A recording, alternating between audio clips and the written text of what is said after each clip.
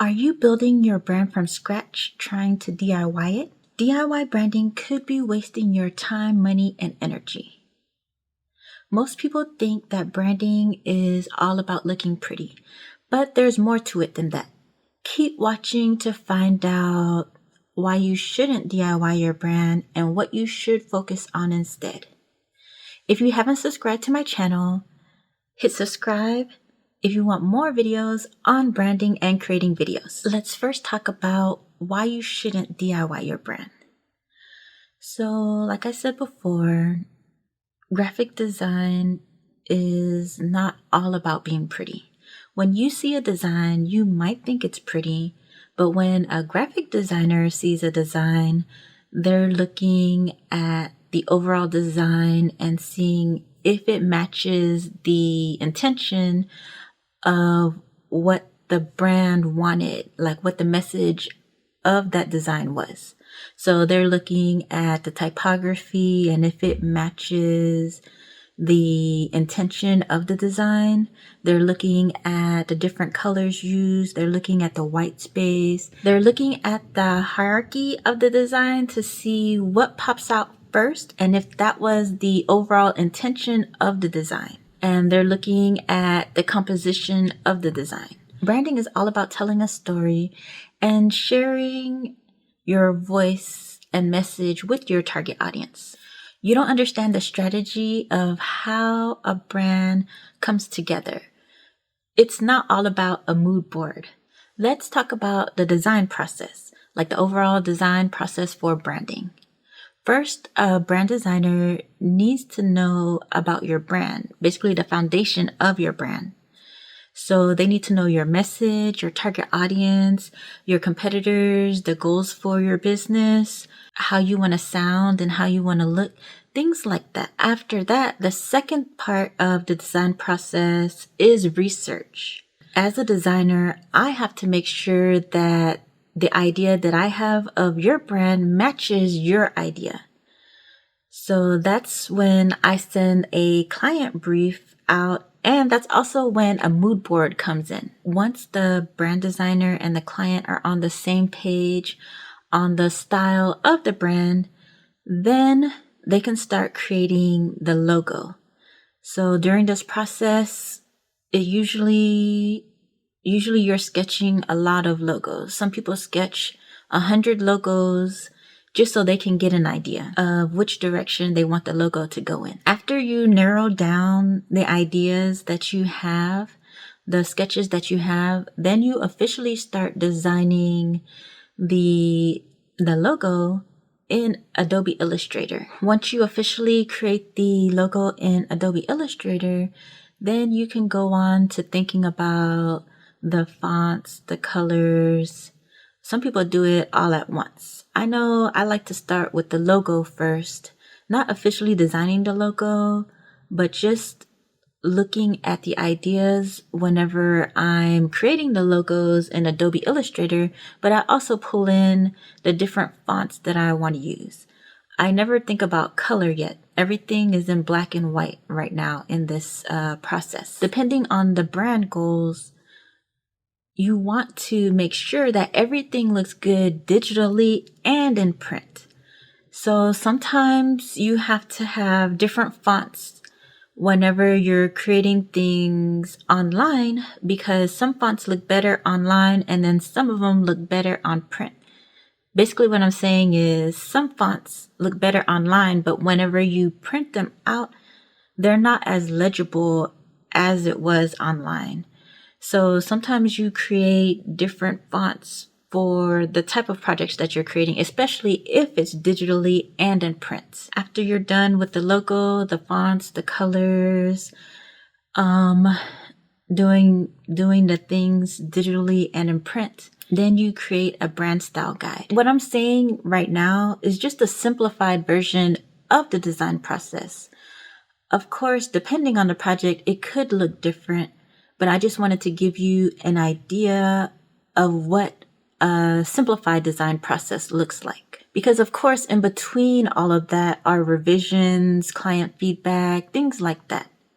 So every project looks different, but it still follows the same, I guess, guideline, rules. But in the end, a lot of research, test driving, and thought goes into creating a brand.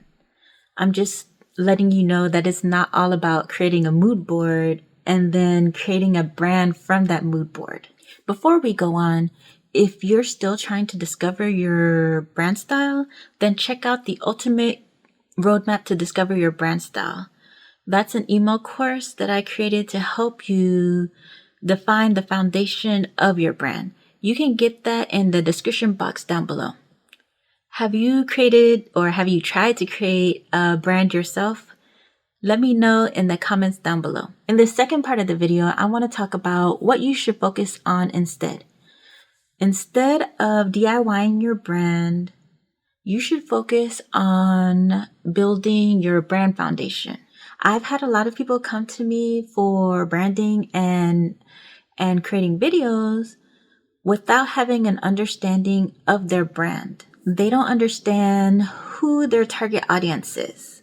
How can you create videos, website copy, Instagram posts, Facebook posts, blog posts, any of that without knowing who you're creating that for? I know a lot of people think, I just want to attract anyone. I'll take any type of client. Money is money. But whenever you're trying to attract everyone, sometimes you're attracting no one. It's like trying to grab all the sand and then realizing it's just slipping through your fingers. You want your audience to think, oh, this was made just for me.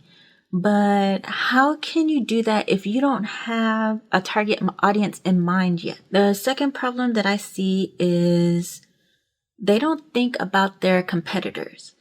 I've had 3 types of clients come to me. Number 1, clients who don't know who their competitors are. Number 2, clients who don't really think about their competitors or ignore them. And number 3, clients who think their competitors are so high above them or out of reach that they don't even consider them their competitors. When I was getting my degree in radio, television, film, I had to take this broadcasting marketing class. I don't remember what it was called. But this teacher made us memorize the 13 tactics of Sun Tzu's The Art of War. We had to use it for every project, paper, and test. It was really interesting. I learned a lot from it. And I still take away from those 13 tactics because it doesn't really just focus on that. It focuses on all of life. And about competitors, I want to share this one quote from Sun Tzu. If you know your enemy and know yourself, you need not fear the result of 100 battles. If you know yourself, but not the enemy, for every victory gained, you will also suffer a defeat. If you know neither yourself nor the enemy, you will succumb in every battle. I'm not saying that your competitors are your enemies. They can be your friends.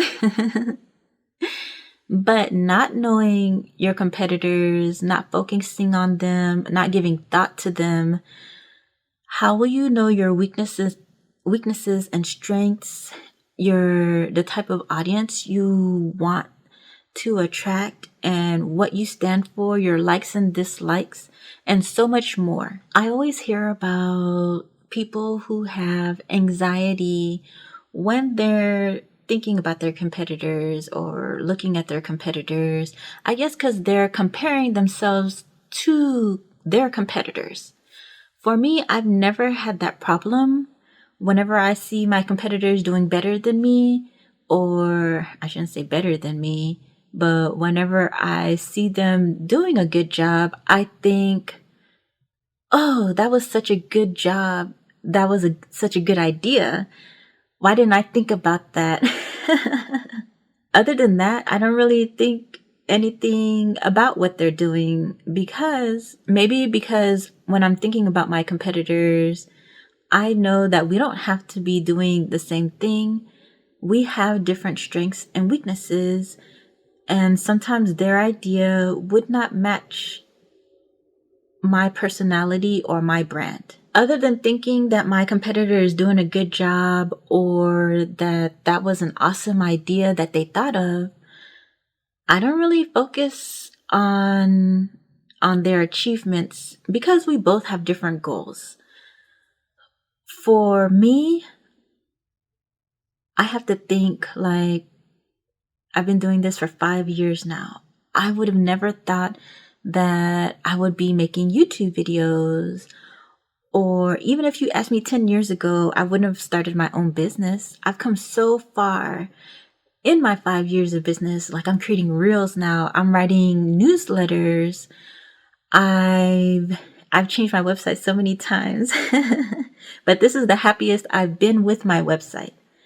So for me to compare myself with my competitors, I think we're two different people, two different personalities, two different brands, and we're doing different things with our services, even if we're doing branding or creating videos. So just think about that. Before, I don't know if you're like me, living like a hermit.